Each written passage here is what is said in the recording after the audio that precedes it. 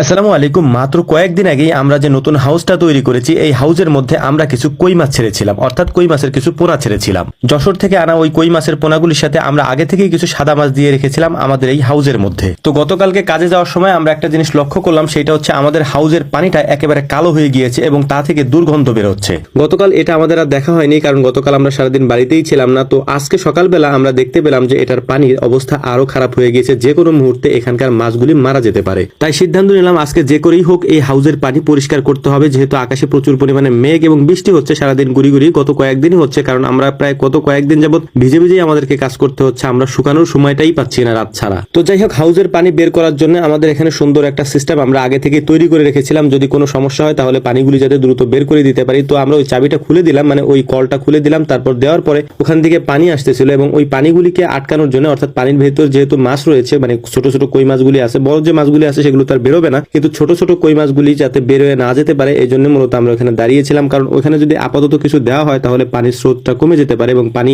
এখান থেকে নামতে দেরি হবে, যেহেতু বৃষ্টি হচ্ছে দ্রুত আমাদের এই কাজটা করতে হবে। তো হাউসের মধ্যে নেমে বুঝলাম যে এটার মধ্যে যে আগে পাতাগুলি ছিল, অর্থাৎ এখানে যে পাতাগুলি পড়েছিল, ওই পাতাগুলি পচে পানির কালারটা এরকম হয়ে গিয়েছে, যেটা আমাদের আসলে ভুলই ছিল। এর কারণ হচ্ছে আমরা যখন প্রথমবার পানি দিয়েছিলাম, ওই পানি দেওয়ার পরে পরবর্তীতে আর পানি চেঞ্জ করা হয় নাই, ওই পানির মধ্যে আমরা মাছ ছেড়েছিলাম এবং মাছ ছাড়া মূলত বেশ কয়েকদিন পরে আমরা উপরে একটা চালি দিয়েছি যাতে করে পাতাগুলি নিচে পড়তে না পারে, কিন্তু তার আগে যে পাতাগুলি নিচে পড়েছিল ওই পাতাগুলি পচে পানির কালারটা এমন হয়ে গিয়েছে।